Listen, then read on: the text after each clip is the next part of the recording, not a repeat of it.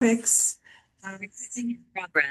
My name is Annemiek Schilder. I'm the director of the Hansen Agricultural Research Center in Camarillo, Research and Extension Center, one of the University of California ANR, or Ag and Natural Resources Extension Centers, one of 10 currently.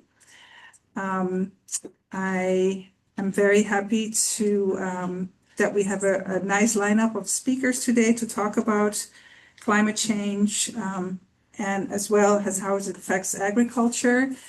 Since Ventura County is a very highly agricultural county, we are definitely interested in understanding what is happening with respect to climate change and how it could affect our crops. As you know, Ventura County is the fastest warming county in the United States, but because we have a very moderate climate here, it's maybe difficult to notice, but that's happening.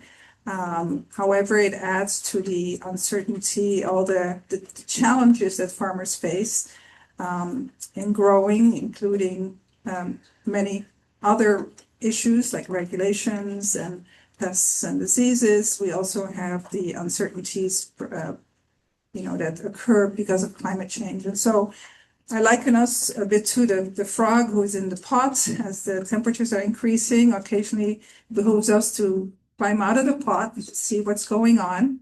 And so this is what we're going to be talking about today. A few housekeeping items. The bathrooms are in the hallway to the right and across the hallway. For those of you who are online, any questions, please put them in the chat and they will be read by the people that are here. So to start with, I would really like to introduce and welcome our Korinne Bell, who is a County of Ventura Agricultural Weights and Measures, the Ag Commissioner.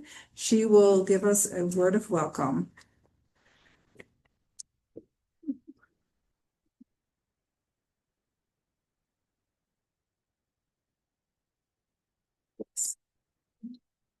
Thank you, Annemiek. So my name is Korinne Bell. I'm the Ventura County Agricultural Commissioner. My part is to welcome you to Ventura County's agriculture. So welcome. Welcome to our beautiful county. One of the things that makes Ventura County unique in the state is that we're equally ag and equally urban.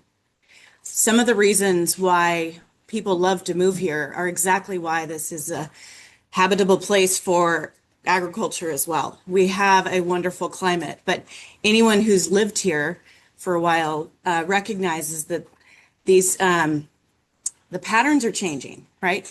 I've lived in Ventura County my entire life, and Santa Ana winds, for example, were a thing of the fall, right? This was what we experienced in September and October. For those who lived through the Thomas Fire, you remember that we were having devastating Santa Ana winds in December. We had them last week. We are experiencing different changes in our climate in the county all year long. And so it makes it very difficult to predict. And I think the importance of what's going to keep agriculture viable in this county is the adaptability. And that's where the research comes in. The UC Cooperative Extension has been very helpful in providing some of the very valuable research that growers can use to modify some of their practices, to adapt to all of the changing weather patterns and different climatic conditions. An example of how this has been put into practice was a few years ago, we experienced a 6-year drought, and our cattle operators were devastated selling off their cattle because there was no grazing available.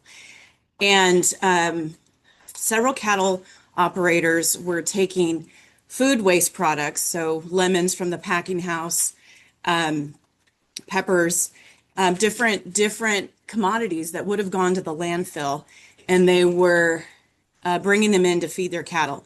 And believe it or not, lemons are palatable to cattle once they've fermented a little bit. I was shocked to find that out, but apparently it's true. The problem with bringing those food products in was that it wasn't being managed well. And we were having all sorts of fly problems. And I was getting calls. One of the things our office does is we kind of referee, so to speak, between the ag-urban interface often.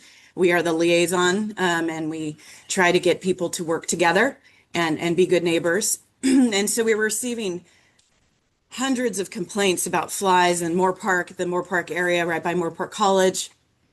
And we went out and we found that there was a cattle operator who was also had a trucking business. And so he was trucking in these just loads and loads of lemons and dumping them. And the cattle would eat a few, but then the piles would stay there and just rot and attract flies.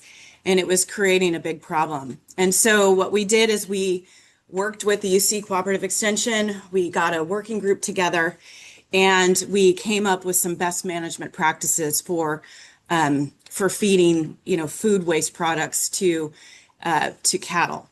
And what was interesting about that exercise is there was no research available. Most of the research that was available had to do with a dairy or feedlot situation, not free range cattle. So we kind of had to work with the research and modify it to our county in this particular situation.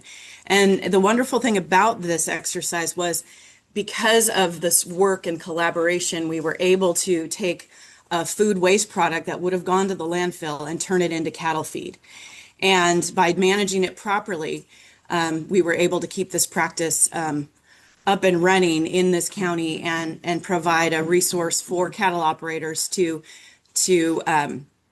help feed their cattle during a devastating drought where there was no cattle feed. So practices like this, at using the research of that, coming up with creative ways to adapt to these situations is really critical to keep agriculture viable in this county. And so I hope today is a fruitful discussion and that we learn some things and continue to work together to keep agriculture viable in this county. So thank you very much.